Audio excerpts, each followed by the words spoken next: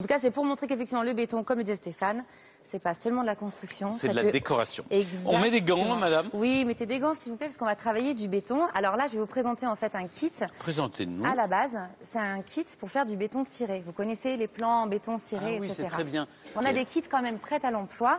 Ces kits-là, par exemple, pour faire juste un plan de travail, ça suffit et on peut vraiment le poser tout seul. C'est dès qu'on est sur la longueur. De quoi a-t-on Alors besoin? devant vous, vous avez déjà regardé un abat-jour. Cet abat-jour, il est en plastique. Il est à 4 € cet abat-jour, donc on part vraiment sur une, on ne se connaît pas, bonjour. Sur une matière qui n'est pas très chère. Ah, Stéphane fait connaissance. Je fais connaissance avec ma caméra. Bonjour.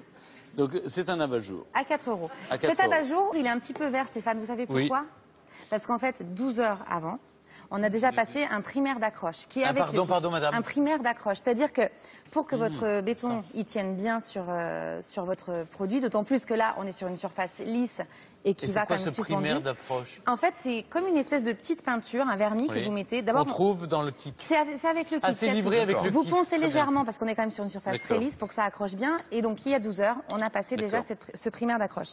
À l'intérieur, regardez. On a vous avez donc ceci. Qui sent fort, hein. Bah, ça sent le béton. Ça sent. Bah, en fait, alors. Mais non, ça sent la pomme en même temps. Je n'ai pas mangé chez vous quand même. Ouais, la pomme, elle est un peu spéciale. Oui. C'est un béton, c'est une résine façon béton. Non, c'est vraiment un béton. C'est vraiment, c'est un béton très très fin. On n'a pas des gros graviers à l'intérieur. Et là, moi, je l'ai teinté en gris. Ça sent la pomme. Stéphane, on continue tous les deux. Donc moi, j'ai teinté en gris parce que je me suis dit que ça collait vraiment petit poil avec ma chronique. Vous êtes d'accord? Je suis tout à fait d'accord, évidemment. Alors. Mais sinon, on va prendre une autre couleur puisqu'il y a d'autres pigments. On met la couleur qu'on veut. Non, Stéphane, on va se servir des spatules. C'est vrai que ça n'a pas trop d'intérêt de faire du béton rose, par exemple. Je suis complètement d'accord avec vous. Pour moi, le béton, et là, maintenant, je l'enduis. Alors, vous auriez pu prendre d'autres spatules, ça aurait été plus simple, mais si vous avez commencé comme ça, Stéphane, exactement, maintenant, vous allez l'enduire. Vous avez déjà fait ça? Pourquoi vous avez mis celle-là, en fait? Jamais. Après, c'est pour lisser, en fait. Vous allez vous servir de celle-ci. Et bien là, vous talochez. Qu'est-ce que vous voulez que je vous dise? Je taloche. Allez-y. Alors, voilà. Comment on fait? On étale. Vous étalez comme. En fait, c'est un peu comme les masques qu'on se fait sur la peau, Jeanne. Oui, c'est quand on s'y met. Vous avez vu, c'est une consistance crémeuse. Alors, ce que je vous conseille, sans vouloir trop, mais je vais pas me le faire. Allez-y. En fait, il vaut mieux que vous fassiez par bande en longueur, parce qu'après, s'il va commencer à prendre, j'aurai plus de mal à le travailler. Vite, ça? Non, on a quand même encore 12 heures de séchage. Mais quand vous allez retravailler, vous allez quand même faire d'autres marques. Voilà, il faut faire un peu. J'ai du mal à le dire, il faut faire comme Stéphane, mais je le dis quand même.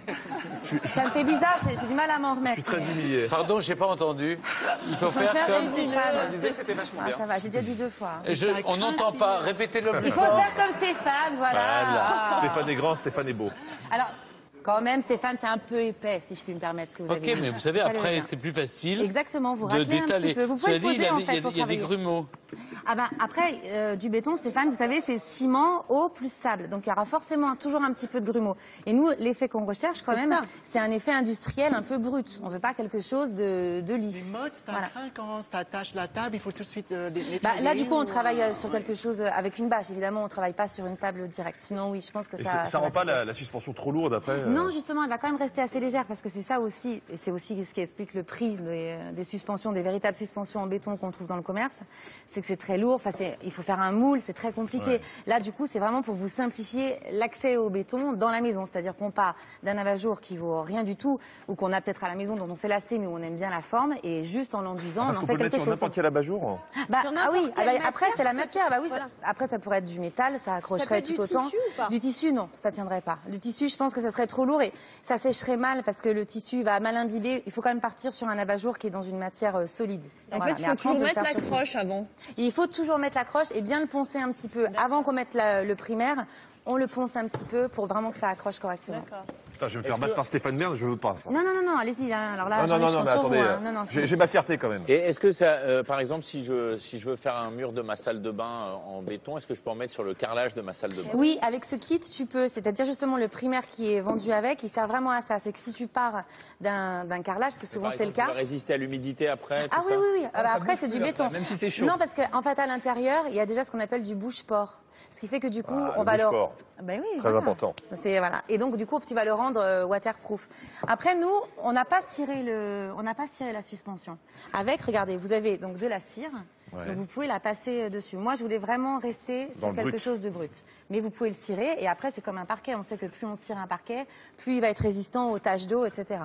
Ça risque pas d'obscurcir la pièce? Alors, vous avez raison, Stéphane. Oui. Ça va forcément opacifier votre abat-jour.